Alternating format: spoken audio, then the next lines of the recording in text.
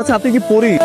আমি মানুষ, আমার নাম নুসরাত। আমি খুব লক্ষ্মী একটা মেয়ে, খুব কম কথা বলি। এখন এত কথা না বলে তাড়াতাড়ি একটা রিক্সা করুন। টাকা পয়সা নিয়ে আপনি কোনো টেনশন করবেন না। টাকা পয়সা আমার কাছে হাতের বোটা, হাত দিলেই পারতে পারি। এখন আমাকে একটু তাড়াতাড়ি হেল্প করুন, তাড়াতাড়ি একটা রিক্সা রাখেন। কিন্তু আমার মনে হয় আপনি মিথ্যা বলছেন, কারণ সুন্দরী মেয়েরা মিথ্যা বলার সময় যতই সাবলীল থাকার চেষ্টা করুক না কেন, তাদের মুখ লাল হয়ে যায় আর ঠোঁট কাঁপে। আপনি বিশ্বাস করেন, আমি আপনাকে কোনো ট্র্যাপে ফেলবো না। আমি অনেক শিক্ষিত একটা মেয়ে, আমি অনেক মজার মানুষ। শুধু আপনি আমাদের একটা সঙ্গ দেন। আমি সত্যি কথা বলছি, আমি অনেক বড় বিপদে পড়েছি। আমি আপনাকে কি বিপদে ফেলবো বলেন? আমি নিজেই অনেক বড় বিপদে আছি। আপনি তাড়াতাড়ি একটা রিক্সা করেন। আপনি ঢাকা শহরে দিনের বেলায় লাল লাল নীল নীল বাতি কোথায় পেলেন? বুঝে না, সে বুঝে না। শুনে, মানুষের মনটা সবসময় অন্ধকারই থাকে, সারাদিন বাতি জ্বলতেই থাকে। বোঝেন নাকি বোঝেন নাই? কথায় কোনো ভেজাল আছে? আছে আছে, ভেজাল আছে। আপনি বাইরে থেকে দেখতে যতটা স্বাভাবিক, ভেতরে ততটাই অস্বাভাবিক। আরে দূর মিয়া, আপনি তো অনেক বেরোছেন। আর আপনি মিথ্যাবাদী। এত জোরে চিমটি মারলাম, এবার উফ করলেন না কেন? সব সময় ব্যথা শরীরে লাগে না, কিছু ব্যথা মনে গিয়ে লাগে, আর মনে রক্ত নেই তাই বোধ নেই। কোনো কথা না বলে সোজা আমাদের সাথে আসে। যাও, এই যে আপনিও আসুন। আমি কেন আসবো? কেন আসবে? অবশ্যই যেতে হবে, আর কেন যেতে হবে সেটা আপনাদের বলবো না। আর আশ্চর্য, আমি তো কিছু করি নাই। উনি তো কিছু করে নাই। আমি ওকে রাস্তা থেকে ধরে নিয়ে আসছি নিজেকে বাঁচানোর জন্য। এই, আপনি এখন এখানে বসে আছেন কেন? আপনাকে রিক্সা থেকে নামতে বলেছি না? নামেন। আপনি এখনো বসে আছেন কেন? নামেন। পুলিশের কথা শুনতে হয়, আপনি জানেন না? নামেন। এই নামেন। আচ্ছা ভাই, যেতে তো হবে। অবশ্যই যেতে হবে। ঠিক আছে ভাই, তাহলে ভাড়াটা দিয়ে দেন। এই, কি বলেন আপনি? আপনার কাছে টাকা নেই? আমার কাছে কেন থাকবে? আপনার কাছে টাকা নাই? আপনার কাছে টাকা, ওনার কাছে টাকা আছে তো। আপনি না বললেন যে আপনি ভাড়া দিবেন?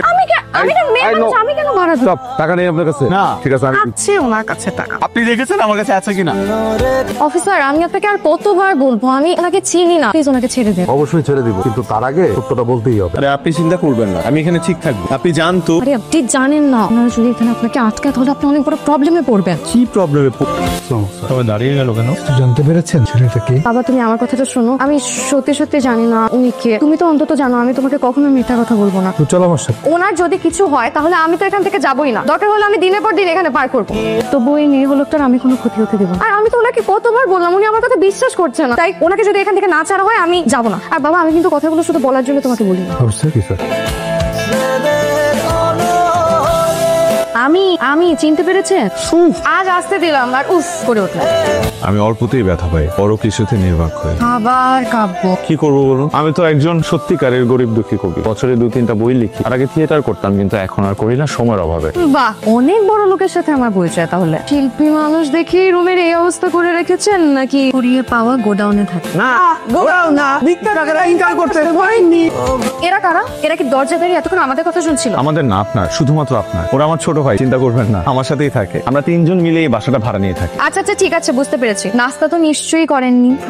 ঘুম থেকে উঠেই সিগারেট ধরাতে যাচ্ছিল। এখন যান, যে ফ্রেশ হয়ে আসে। নাস্তা নিয়ে এসেছি, একসাথে খাবো।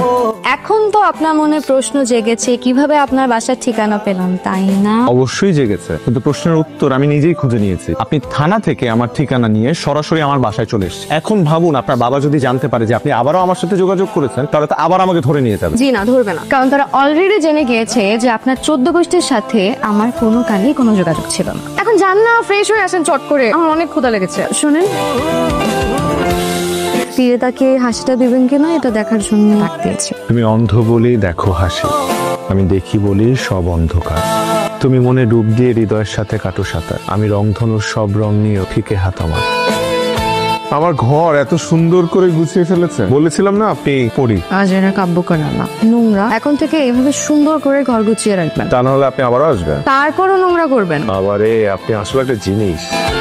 সেসব বলেন, আপনি বলবেন যে আমি অনেক সুন্দরী। সুন্দরী একটা পড়ি, কি ভাবছেন? আমি আসলে বিয়ে করতে চাই না।